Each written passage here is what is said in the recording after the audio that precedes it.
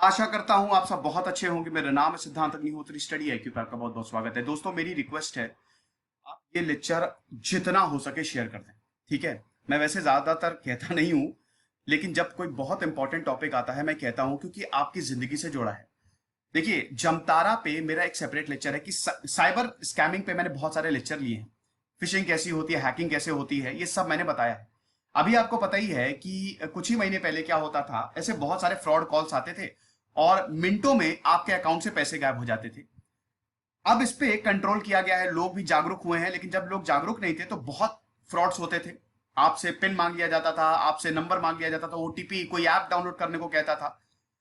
अब दोस्तों, इस पे शिकंजा कसा गया, लेकिन फिर से इस क्राइम का ये ऐसा है ना, ये कभी खत्म नहीं होगा, क्योंकि इससे बहुत ज्यादा पैसा। मैं अभी एक, पता नहीं वो कॉल सही थी कि नहीं, लेकिन अभी एक बड़ी कॉल वायरल हुई थी। ऐसे ही एक हैकर ने एक इंसान को फोन किया, वो इंसान समझ गया था ये हैकर है, तो ऐसे बहुत कैजुअली बात कर रहा था। तो जो लड़का था, जो हैकर था, वो छोटे से गांव में था, झारखंड के छोटे से गांव में था, और उसने ये बताया, चौंकाने वाले खुलासे किए। अब मुझे ये नहीं पता कि वो सच है कि नहीं है, लेकिन उसने ये बताया कि हम लोग 70 से 80 करोड़ रुपए कमाते हैं। इतना ज्यादा, और वो 19 साल का था। अब दोस्तों, ये जो क्राइम है ना, इस तरीके के फ्रॉड दोबारा जन्म ले रहे हैं। तो इससे पहले आप फंसे इसमें, ये वीडियो आप पहुंचा दीजिए दूसरे तक, ताकि वो गलती ना करें। नए नए तरीके आ रहे हैं कि कैसे पैसा निकाला जाए। तो बस आपको इतना करना है कि ये वीडियो शेयर कर दें, अपने जानने वालों को पहुंचा दें, स्पेशली वो जो ज्यादा टेक्निकली अवेयर नहीं, और सबको बताएं। तो क्या है दोस्तों ये ई सिम फिशिंग रैकेट, क्या है, हम इस लेक्चर में जानेंगे। यूपीएससी के स्मार्ट कोर्सेज आते हैं दोस्तों, 31 अगस्त तक आप इसको अवेल कर सकते हैं। आज ही अवेल करिए। चिल्ड्रंस को रिकनेक्ट मेरा फेसबुक पेज है और ट्विटर पे ये मेरी आईडी है, तुरंत फॉलो करें। साथ ही साथ टेलीग्राम चैनल है। अभी मेरे 8.8 के सब्सक्राइबर है, नहीं सॉरी 9.8 के सब्सक्राइबर है, 9800। तो यहां पे आपको पीडीएफ मिल जाएगी, पुरानी सारी पीडीएफ जो है वो अपलोड कर दी गई है। चलो, अब देखो अभी क्या हुआ है। अभी दोस्तों, पुलिस ने कुछ लोगों को पकड़ा है जो इस क्राइम में लिप्त पाए गए हैं। ये लोग कैसे करते हैं, देखिए, जमतारा पे मेरा एक सेपरेट लेक्चर है, आप जरूर देखिएगा कि साइबर हैकिंग कैसे होती है, कैसे ये लोग हैक करते हैं, पैसा कैसे उड़ाते हैं। सॉफ्टवेयर से सब कुछ होता है और इनके पास सब ऑलरेडी सेटअप रहता है। और आपको बता दूं कि ये कोई बहुत पढ़े लिखे लोग नहीं होते। कोई 12th फेल है, कोई 6th पास है, कोई किसी ने पढ़ाई नहीं की है, ऐसे होते हैं ये। और जमतारा एक बहुत ही छोटा सा गांव है झारखंड में, वहां से ये सब ऑपरेट करता है। पुलिस इनको पकड़े कैसे, तभी जब आप कॉल करते हैं, आप अगर इनसे, अगर आप समझ जाते हैं और अगर आप इनसे लड़ने की भी कोशिश करते हैं, तो ये आपको उल्टा गाली देंगे, क्योंकि इनको पता है कि ये पकड़े नहीं जा सकते। आप बोलते हैं कि मैं साइबर सेल में शिकायत कर दूंगा, लेकिन उसके बावजूद ये लोग कुछ नहीं, टस से मस नहीं होते, गाली दिए रहते हैं, क्योंकि इनको पता है वो जंगल का एरिया है ना, जंगल में भाग जाता है। फिर पुलिस भी इनसे मिली हुई होती है। अथॉरिटी के बिना ऐसा हो नहीं सकता। सारे पुलिस वाले नहीं, लेकिन कुछ तो यहां पे अथॉरिटीज का कुछ तो गड़बड़ है। लेकिन बाद में अथॉरिटीज ने इनको पकड़ना शुरू किया, जब बड़े बड़े लोगों के अकाउंट से पैसे गायब होना शुरू हुआ। अमिताभ बच्चन के अकाउंट से पैसे उड़ा लिए इन लोगों ने। तब यहां पे जब 1-2 साल में बहुत ज्यादा ये बढ़ गया, वीडियोस बहुत वायरल हुए। किसी जर्नलिस्ट ने ये वीडियो वायरल किया, उनको कॉल आने लगा कि आप पेटीएम का केवाईसी अपडेट करा लीजिए, उसके लिए आपको एक ऐप डाउनलोड करने की जरूरत है। ये सारी चीजें हुई। उसके बाद लोग अवेयर हुए, थोड़ा शिकंजा कसा, लेकिन अब नए नए तरीके आ गए हैं। अभी लॉकडाउन हुआ था तो आपको पता ही कैसे हैकिंग कर रहे थे, ये कैसे पैसे उड़ा रहे थे। जब लॉकडाउन हुआ तो आपको पता शराब नहीं बिक रही थी, तो ये लोग कॉल करते थे कि हम ऑनलाइन डिलीवरी कर रहे हैं शराबों की, और बकायदा बोलते थे कि ये अकाउंट है हमारा, इसमें आप खाली 500 रुपए भेज दीजिए। और जैसे ही ये लोग 500 रुपए भेजते थे और एक ओटीपी होता था, तुरंत अकाउंट से पैसे गायब कर लेते थे। नए नए तरीके आ गए हैं। बाद में फिर सरकार ने बोला भैया ऐसा मत करो, हमने अभी कोई कोई दुकान नहीं खोली, लॉकडाउन है पूरा, लॉकडाउन प्रोसेस में पूरा भी हुआ है धांधली। और अब लॉकडाउन खुल गया तो अब ये नया प्रोसेस ई सिम वाला इन्होंने कर दिया है। अब ये क्या है, हम स्टेप बाय स्टेप समझते हैं और थोड़ा सा सतर्क रहिएगा। देखो, सबसे पहले तो क्या है कि इनके पास कोई जानकारी नहीं होती है। याद रखिएगा, इनके पास कोई जानकारी नहीं होती, रैंडम नंबर्स कॉल करते हैं, 7283 ऐसे करके। अब जिसको नंबर लग गया उसकी, फिर अगर मान लो वो सतर्क नहीं है तो बैंड बज गई। अभी इसमें क्या हो रहा है कि ये बहुत सारे मोबाइल नंबर्स जो हैं वो लेते हैं, रैंडम होते हैं सबके सब, और ये कोशिश करते हैं कि बैंक अकाउंट में, इस नंबर के थ्रू बैंक अकाउंट में लॉग इन किया जाए। अब देखो, जैसे ही अब आप बोलेंगे सर ये इसका मतलब क्या हुआ, इसका मतलब ये हुआ कि एक नंबर लगेगा, बहुत सारे नंबर हैं, मान लो कोई नंबर लग गया, अगर ओटीपी प्रॉम्प्ट करता है, कि होता है ना कि आपने जैसे बैंक अकाउंट, मतलब आपने कोशिश की, ठीक है, नंबर से अपने बैंक अकाउंट को एक्सेस करने की, तो अब जो होता है ना 2 लेवल ऑथेंटिफिकेशन है, ठीक है। अब ऐसे आप बैंक अकाउंट को एक्सेस नहीं कर सकते, इंटरनेट बैंकिंग हो गया, कुछ भी पेमेंट करना है, ओटीपी भी डालना पड़ेगा आपको।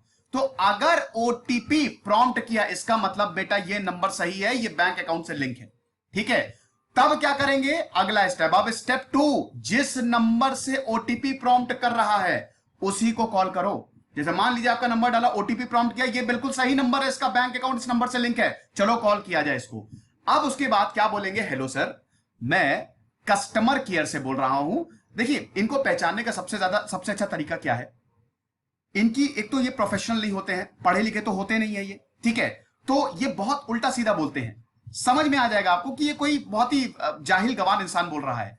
तो क्या होगा कि ये नंबर ओनर्स को, जो ओनर होता है वो कॉल करेंगे इसको और बोलते हैं कस्टमर केयर एग्जीक्यूटिव से हम, और आपके सिम कार्ड को या आपकी केवाईसी को अपडेट करना है। विक्टिम आईडी, जो विक्टिम होता है ना उसकी जीमेल आईडी ये किसी तरीके से बातों से ले लेते हैं, समझे क्या वो मैंने बताया ना। सबसे पहले अगर ओटीपी के लिए प्रॉम्प्ट किया, ये आपको कॉल करेंगे, बोलेंगे कि मैं कस्टमर केयर से बोल रहा हूं, हेलो सर, हमको आप जो सिम कार्ड है उसको अपग्रेड करना है, केवाईसी डिटेल्स भी अपडेट करनी है, कृपा करके ईमेल आईडी दे देंगे।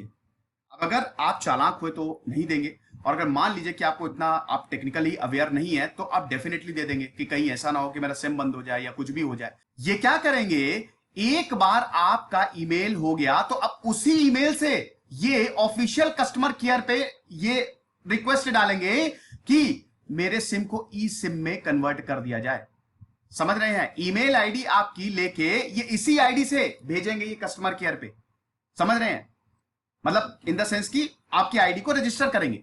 कुल मिला के बात यह है कि आपसे ही आपकी ईमेल आईडी लेके आपके ही सिम को ई सिम में कन्वर्ट करने की बात करेंगे ये, और एक बार ई सिम में कन्वर्ट हो गया, खेल खत्म। ई सिम तो आपको पता ही है ना, फिर खेल खत्म, फिर आपका जितनी भी फोन नंबर हो गया, बैंक अकाउंट हो गया, बैंक नंबर हो गया, वो सब इनके पास आ जाएगा।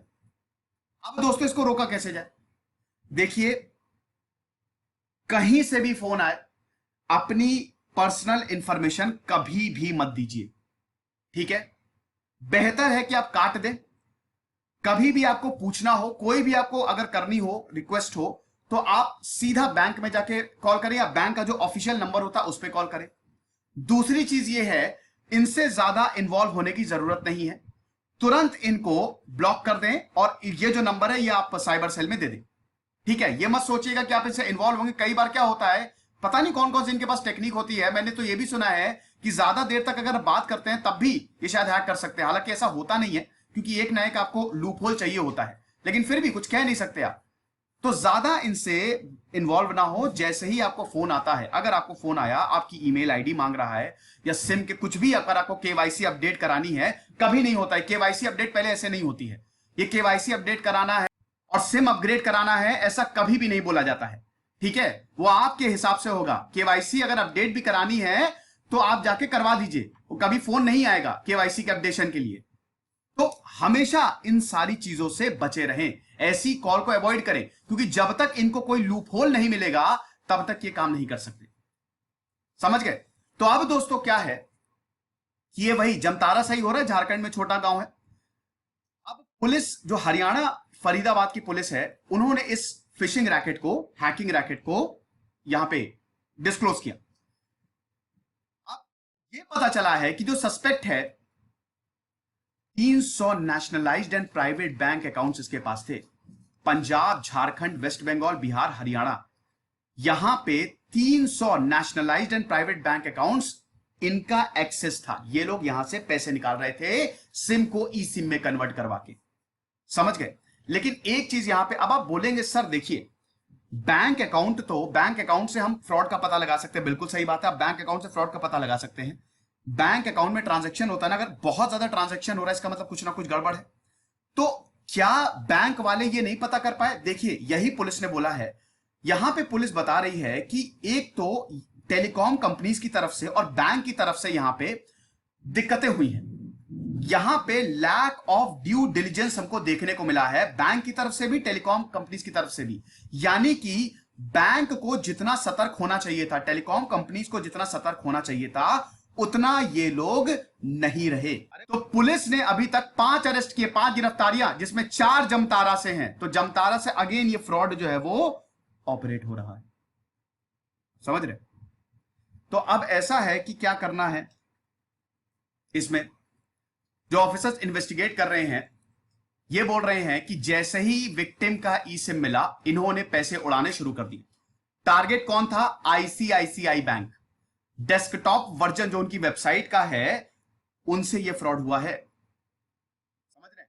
और जो नंबर्स हैं वो एयरटेल के थे। अब इंडियन एक्सप्रेस ने जब एयरटेल को संपर्क किया कि आपने कैसे सिम को ई सिम में कन्वर्ट करने की इजाजत दे दी, एयरटेल शांत है। उसके बाद आईसीआईसीआई बैंक का ये यहां पे रिस्पांस भी आया। आईसीआईसीआई बैंक ने बोला है, जो उनकी स्पोक्स पर्सन है, वो कहती हैं कि देखिए पहली बात तो इतनी आसानी से लॉगिन हो ही नहीं सकता, क्योंकि अभी 2 लेवल ऑफ ऑथेंटिफिकेशन है। आपने देखा होगा जब भी आप इंटरनेट बैंकिंग करते हैं, जब भी आप कोई भी ट्रांजैक्शन करते हैं तो ओटीपी भी आता है, आपको पासवर्ड के साथ साथ ओटीपी भी डालना होता है।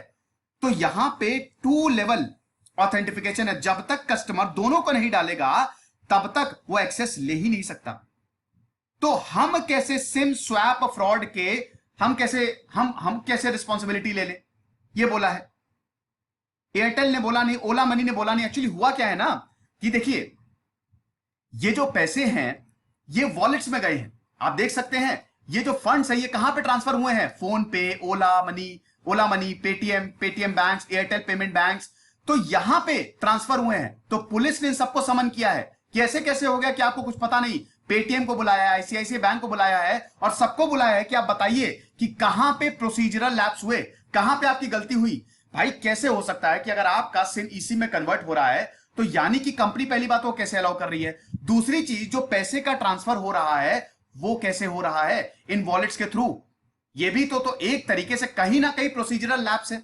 तो इन सबको बुलाया गया। फोन पे ने ये बोला है कि हम देख रहे हैं, जो फोन पे के स्पोक्स पर्सन है, कि हम देख रहे हैं कि क्या हुआ है और हम पूरी तरीके से जो एनपीसीआई की गाइडलाइंस है फ्रॉड प्रिवेंशन के लिए, हम उसको फॉलो करते हैं। अभी हम और डिटेल्स के लिए वेट कर रहे हैं और देखेंगे जो भी कार्रवाई की होनी होगी उस पर हम पूरा सपोर्ट करेंगे। के बाद पंजाब स्टेट पावर कॉर्पोरेशन में भी इन फ्रॉड के पैसे से बिल ट्रांसफर किया गया है, मतलब बिल का पेमेंट किया गया है। 91 बिल्स जो है ना, they were paid through fraudulent transaction by the scamsters. अब आप बोलेंगे सर ऐसा हुआ कैसे? देखो क्या हुआ है कि जो इसमें मास्टरमाइंड है, जिसके ऊपर अभी शक जताया जा रहा है, वो क्या करता था, वो बिहार और झारखंड से लेबर्स लेके आता था। बिहार और झारखंड से जब लेबर लेके आता था तो इनके बैंक अकाउंट डिटेल्स निकाल लेता था। अब दोस्तों ऐसा है कि ये जो मास्टरमाइंड होते हैं ना, ये अपने बैंक अकाउंट में तो ट्रांसफर करेंगे नहीं, पैसा नजर में आ जाएंगे ना कि इतना पैसा आ कहां से रहा है, तो जाहिर सी बात है आपको किसी दूसरे के अकाउंट की जरूरत होगी। तो बिहार और झारखंड के लेबर्स के अकाउंट निकाल लिए, सारा पैसा इनके अकाउंट में जाता था। So the account details of these labourers were used by the perpetrators. अब उसके बाद जब इसकी खोज खबर की गई तो भैया ये माइग्रेंट्स का जो लेबर्स है उनका अकाउंट निकला और उनको कुछ पता ही नहीं कि पैसा इनके अकाउंट में कहां से आ रहा है। तो बड़ा मुश्किल था, बड़ा पेचीदा था। और आपको बता दूं कि ताकि ये लोग पकड़े ना जाएं, पहले क्या होता था कि 1 लाख 10 लाख एक साथ ट्रांसफर होता था बैंक अकाउंट में। ये लोग पकड़े ना जाएं, पता है छोटे छोटे ट्रांसफर करते थे ये लोग, छोटे छोटे कम पैसे भेजते थे। 1 लाख का अगर ट्रांजैक्शन होता था तो 500,000 में उसको बांट देते थे।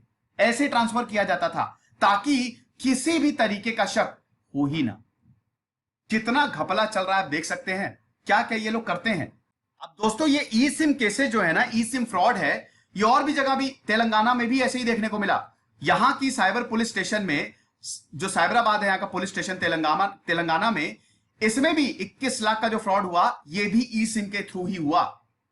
महाराष्ट्र पुलिस ने भी यही एडवाइजरी जारी कर दी है कि ई सिम स्वैप फ्रॉड जो होते हैं इसके प्रति सतर्क रहें, और उसका प्रोसेस मैंने आपको बता दिया। तो सतर्क कैसे रहे? पहली बात तो बिल्कुल भी अपनी डिटेल्स ना दे। इनफैक्ट अगर कंपनी से भी कॉल आ रहा है और ये बोल रहा है कि केवाईसी, तो आप बोल दे कि नहीं हम पता कर लेंगे, हम खुद से पता कर लेंगे, और जाके कस्टमर केयर से कॉल करके या बैंक पे जाके पता कर लीजिए। बिल्कुल भी इन चीजों में फंसने की जरूरत नहीं है। सतर्क रहेंगे तो पैसा ये लोग उड़ा ही नहीं सकते। पैसा गया है इसका मतलब डिटेल्स प्रोवाइड की गई है, तो गलती तो यहां पे कस्टमर की तरफ से भी की गई है, समझ रहे हैं? तो भैया सतर्क रहिए और इस लेक्चर को जितना हो सके शेयर करें ताकि आगे ये किसी के साथ ना हो। खुश रहिए, पढ़ते रहिए। इधर से सिद्धांत अग्निहोत्री साइनिंग।